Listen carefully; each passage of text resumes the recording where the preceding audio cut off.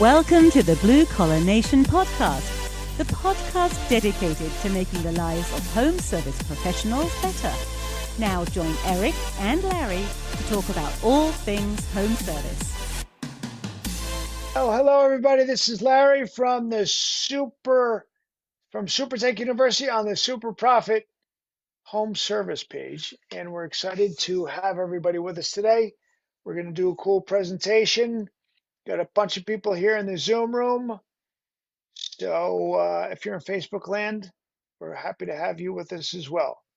So real quick, our mission here at SuperTech University, which is the important part here, we want to help you, the owner, the entrepreneur, run your business more successfully, more profitably, and way more sanity, especially by having a great team around you, because that makes everything more easy. What we present here is in theory, it's practice of business skills that you can implement in your company, just the same way we did ours. Because Eric and I ran our service company for more than 10 years, sold the company. We found some things that worked really well in hindsight, and we knew while we were doing it as well that we want to pass along so you don't have to struggle with this stuff like we did.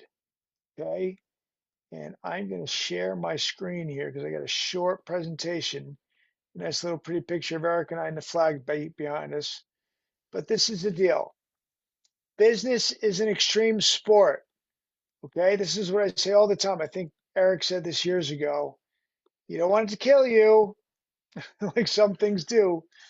In business, I don't think they can kill us, but they can wear us down an awful lot. So there's many things you can do to prevent that, and that's what we're going to be sharing with you today. Okay, and it's going to be about distractions, right? Distractions are a huge problem in business. Interruptions, things that take your eye off the ball of running your business.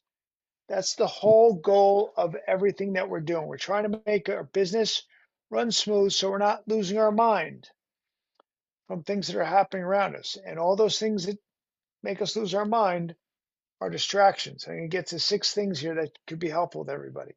I'm going to go about 15, 20 minutes, and hopefully this will help. And we have some people coming in. Chrissy, can you make sure you let these people in the room as well? Oh, we got Denver here as well. And I'm sorry, I'm jumping in there. I'm being that guy. I'm being the distraction here. I'm not letting Christy run the show.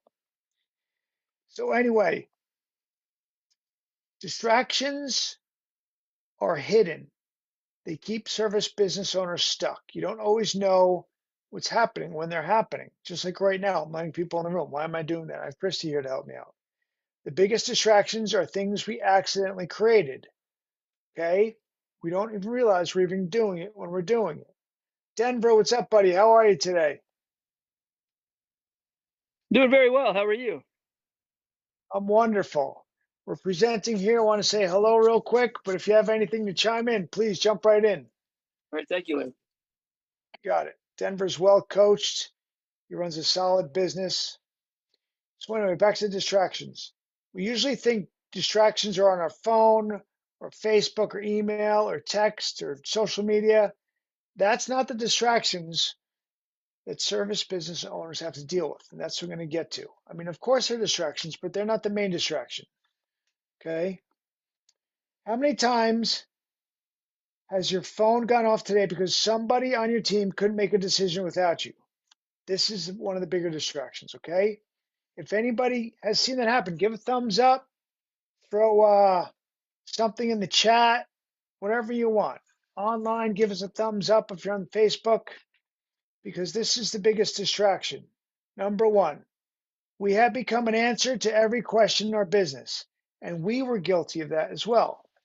Eric and I were going back and forth one day, and I said, why do you keep answering these guys' questions? Because I can blame it on him. Sean, thank you. He said true as well. It's easy to do. He was running operations. I was out marketing. I didn't have to deal with this as much. I was guilty of it as well, but not as much as he was. But to his credit, he fixed it real quick. Need to teach your employees.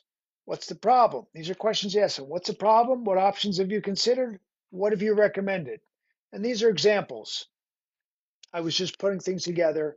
Whatever you need to do to hold your team accountable for thinking on their own is so much easier. And then you think, I want them thinking on their own, but I don't necessarily trust them. Well, you've got to be able to trust them. I mean, you train them first, but you have to teach them when they come to you with questions because half the time they know the answer, right? They know the answer that they're asking you. So you have to guide them to get the answer out of their head and implement that answer. And you got to let them fail. I don't think I have that written here. I was thinking it later on. You got to let them fail because hopefully it's not a tragic. Tragics are bad. If they fail, fail something where they're going to learn from, right? So that's important. Now, distraction two, firefighting feels productive.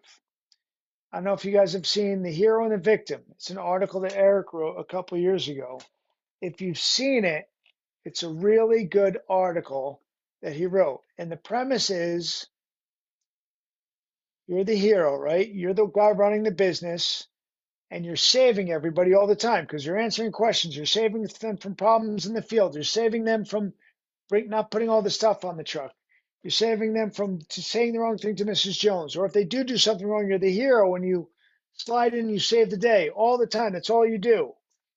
But at the end of the day, you come in, you're like, oh my gosh, I can't believe I'm doing everything for these people. I can't believe I'm doing everything. And all of a sudden, you're the victim. So 1 minute you're the hero because you're saving everything, and the next minute you're the victim because you're complaining that you have to do this all the time. And that is something that we all do. And there's a really good article. It's in our blog. And if you want to see it, if you want to link to the article, put it in the chat and I'd be happy to share it with everybody. Maybe I'll put that in later on. I can put it in the comments. This is what you do to try and prevent this hero and the victim thing and going and doing the firefighting thing, feeling productive. You have a weekly problem review. Every Friday, you got to reflect on what's working and what's not working. Okay, what went wrong this week? Why did it happen? What systems can I do to prevent this from happening again? And that way, you're not putting out fires. You're creating systems to prevent things from happening. And a lot of this comes back to systems because that's pretty much what makes the company run. Will make your company run perfectly. You got to put these systems into play all the time. Okay. And Tommy Mello, I don't know if you folks have heard him before. He does this rant. He says, why are you so busy doing things? What are you so busy doing? You know, because everybody says, hey, how's it going? Oh, I'm so busy. Oh, I'm so busy. Oh, really? What are you doing? If you're so busy, what did you do that you were so busy that made a difference in your company this week, this month, this year, or today? Everybody says they're so busy. What are you doing to change things, to make a difference, to move the needle, to get yourself to your goals? Everybody gets stuck in busy. And I heard him on 2 podcasts, Tommy Mello, just ranting. He was just mad at so many people. And it was quite aggressive, but he hit the nail right on the head. We need to be held accountable. So if I do my best not to say I'm busy, but sometimes it just almost falls out of your mouth. But what am I busy doing? What did I get accomplished this week? That's why this reflection is good at the end of the week. What went wrong? What happened? And what systems will prevent it? What did you do to make a difference? And that's what's important. Okay. So here's the third distraction. We think we need to do everything ourselves. Many people have a lot of people working for themselves, working for them, and they don't think they're doing so much.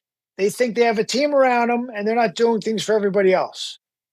We all are guilty of this in some way or another. And the more we could learn how not to do this, it makes a huge difference. Okay? You need to have a system for everything so you don't do any of the tasks. You don't go save everybody. You don't, just like I did for Christy a minute ago. This is where I was just guilty of it. I started letting people in the room. Why am I letting people in the room? I felt like I needed to do it myself. She wasn't doing it fast enough. It's ridiculous. She was doing it perfectly. I was just being impatient. And it pops up on my screen. You undermine your people when you do everything yourselves. You have a team to do the work for you. let them do the work.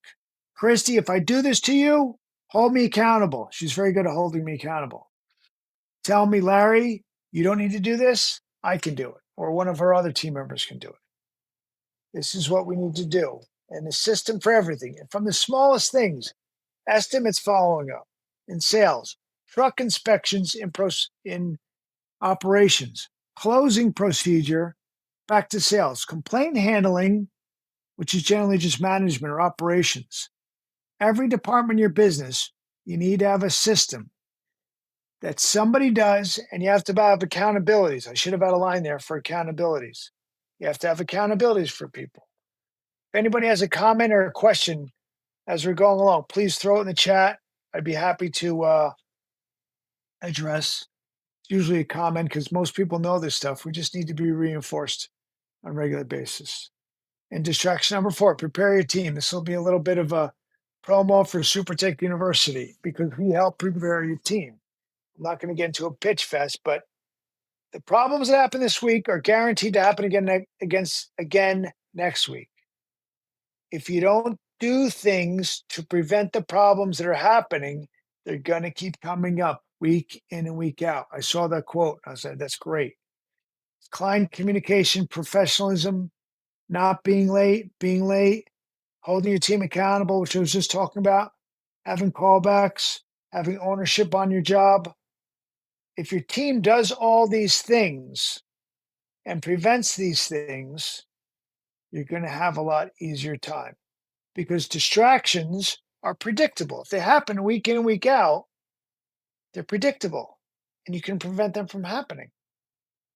It's not rocket science, but when you slow down, you look at these things, it helps an awful lot. Okay. Distraction number 5, client complaints.